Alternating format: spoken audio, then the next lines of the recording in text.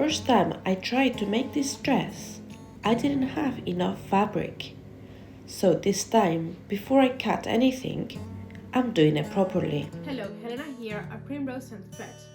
I am building my handmade wardrobe one piece at a time, and this week I decided to start this one over and do it properly.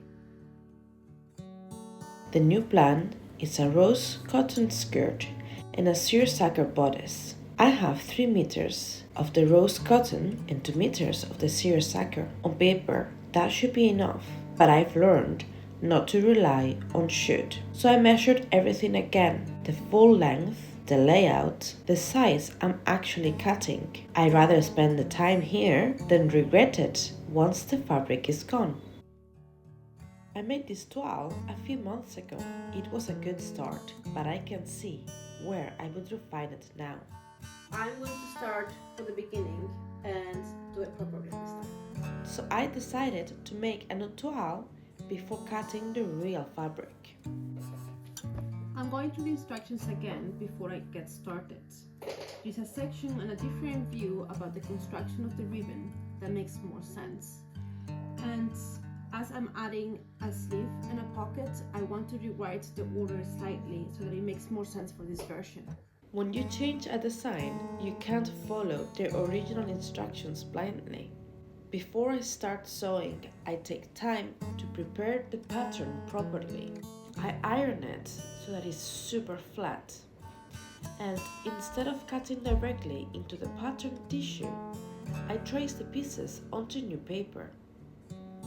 It slows the process down, but it protects the pattern and it protects the garment.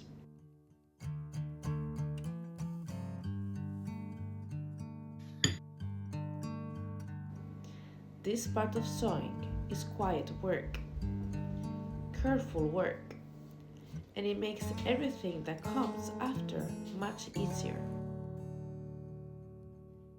I've decided to make a full toile. If the fit turns out well, I might even be able to wear it. So this version is not a quick test.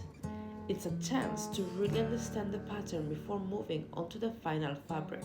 Once the pieces were cut, I started assembling the bodice.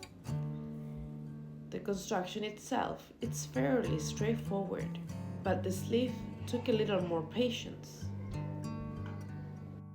The first version didn't sit properly, so I unpicked it and started again. Sometimes the best thing you can do while sewing is simply slow down and try again.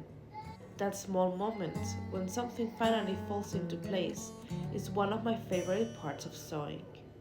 This week wasn't about finishing the dress, it was about rebuilding the foundation properly. Slowing down at the beginning changes everything, and I'm not rushing this one. I share more of my journey in here regularly, and I love it if you wanted to follow along. Until then, I'll see you next time.